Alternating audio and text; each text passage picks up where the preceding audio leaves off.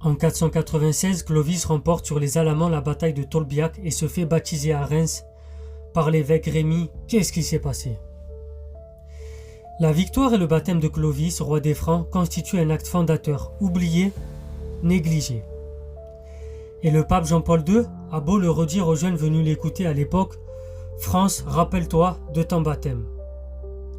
La mémoire collective a, semble-t-il, effacé toute trace de ce moment fort de fondation, du théologico-politique. Les commémorations sont discrètes. À peine une station de métro associée à une rue du 13e arrondissement de Paris vient-elle titiller la curiosité éventuelle de certains passants. Tolbiac, qui est-il? Pie X, en 1907, l'avait pourtant déclaré la France est née il y a 14 siècles sur un champ de bataille d'un acte de foi et d'une victoire.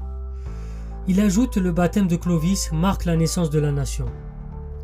Mais à l'instrumentalisation idéologique répond à l'instrumentalisation idéologique.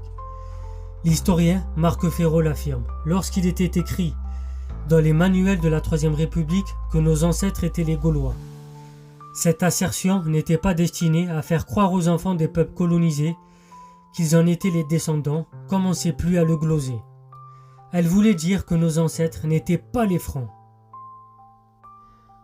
Le discours des historiens de l'époque construit cet ancêtre gaulois, improbable, qui a le mérite de faire oublier les Francs.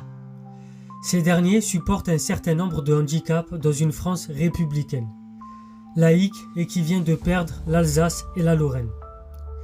Ils viennent de Germanie. Certaines théories leur attribuent l'origine de la noblesse et leur chef devient chrétien.